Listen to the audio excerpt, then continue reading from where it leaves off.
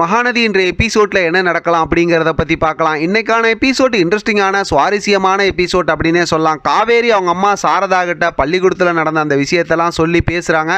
ரொம்ப எமோஷனலாக பேசிக்கிட்டு இருக்காங்க. அடுத்து பார்த்தோம்னா கங்கா கிட்டையும் இந்த விஷயத்த சொல்லி அந்த குழந்தைய பற்றி பேசிக்கிட்டு இருக்காங்க. கங்காவும் அவங்கள்ட்ட பேசி முடிச்சு ரொம்ப எமோஷனல் ஆனதுக்கப்புறம் ஒரு கட்டத்தில் சாரதா வந்து கங்கா கிட்ட ஃபோனில் பேசுகிறாங்க. இந்த மாதிரி காவேரி பேசுகிறாங்களே, அவங்களுக்கும் இந்த வயசில் தானே குழந்தை இருக்கும், அந்த குழந்தை எங்கே இருக்காங்கன்னு போய் பார்த்துட்டு வரலாம் அப்படிலாம் பேசும்போது கங்கா இருந்துக்கிட்டு வேணாம், முடிஞ்சதாகவே இருக்கட்டும், காவேரி அவங்கள மறந்ததாகவே இருக்கட்டும், காவேரிக்கு சீக்கிரமாகவே ஒரு நல்ல மாப்பிள்ளை பார்த்து கல்யாணம் பண்ணி வைக்கலாம் அப்படிங்கிற மாதிரிலாம் இவங்க பேசுகிறாங்க. கங்காவாக இருக்கட்டும், அதே நேரத்தில் சாரதாவாக இருக்கட்டும், இவங்க ஒரு பக்கத்து எமோஷனலாக இருந்தாலும் காவேரி பழசெல்லாம் மறந்துட்டதுனால அவங்க எப்பயும் போல் சகஜமாக தான் இருக்கிறாங்க. அடுத்து ஸ்கூல்லேருந்து அம்முக்காக வந்து விஜய் வெயிட் பண்ணிகிட்டு இருக்காரு. அவங்க குழந்தை வந்ததுக்கப்புறம் இந்த மாதிரி நல்லபடியாக போயிட்டு வந்துட்டியா அப்படி இப்படிங்கிற மாதிரிலாம் கேட்கும்போது இந்த மாதிரி ஸ்கூல் மிஸ் ரொம்ப நல்லா பார்த்துக்கிட்டாங்க அப்படிங்கிற மாதிரிலாம் சொல்லி அந்த விஷயத்த சொல்கிறாங்க. சரி, அவங்களுக்கு நம்ம தேங்க்ஸ் சொல்லணும் அப்படிங்கிற மாதிரி விஷயத்தையும் சொல்லிடுறாங்க. மறுபடியும் காவேரி வந்து பார்த்தோன்னா சாரதா கிட்ட பேசிக்கிட்டு இருக்காங்க.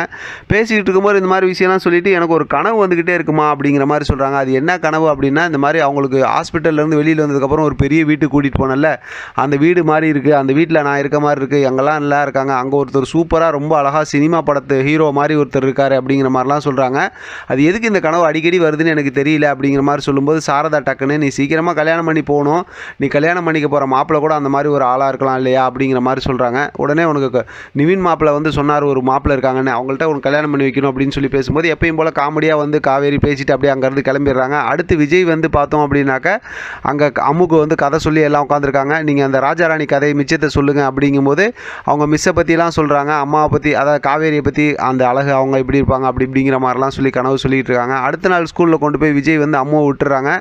அவங்க மிஸ்ஸுக்கு வந்து தேங்க்ஸ் சொல்லணும்னு பார்த்தோம் அப்படின்னாக்கா அவங்க வந்து அதுக்கு முன்னாடியே போயிடுறாங்க. அப்பயும் காவேரியை பின்னாடி பக்கத்து கூப்பிட்டு காட்டுறாங்க. விஜய் வந்து இவ்வளோ கரெக்டாக பார்க்கல, அவங்க போயிடுறாங்க. சரி நானே தேங்க்ஸ் சொல்லிக்கிறேன் அப்படிங்கிற மாதிரி அம்மு போயிடுறாங்க. அங்கே போய் பார்த்தோம் அப்படின்னா காவேரி கிட்ட பேசி தேங்க்ஸ் எல்லாம் சொல்லி அவங்கள்ட்ட ரொம்ப ஜாலியாக பேசிகிட்டு இருக்காங்க. ரெண்டு பேரும் சேர்ந்து பார்த்தோம் அப்படின்னாக்கா அவங்க கிளாஸுக்கு கிளம்பி வராங்க. அதோட இன்றைக்கான எபிசோட் முடிச்சிருக்காங்க. அடுத்து கதையை கொஞ்சம் மூவ் பண்ணியிருக்காங்க. என்னன்னு பார்த்தா சாரதா காய்கறி வாங்கிட்டு இருக்காங்க மார்க்கெட்டில். அந்த இடத்துல பார்த்தா அன்பரசு வந்து சாரதாவை பார்த்துடுறாங்க. இதுக்கப்புறம் பேசுவாங்களா, என்ன நடக்க போகுது அப்படிங்கிறத அடுத்து வரக்கூடிய கதையை வச்சு நம்ம தொடர்ந்து பேசலாம். ஆதரவு கொடுங்க. இதை பற்றின உங்களோட கருத்து கமெண்ட் பாக்ஸில் தெரியப்படுத்துங்க. தொடர்ந்து ஆதரவு கொடுங்க. தேங்க்யூ ஃபார் வாட்சிங்.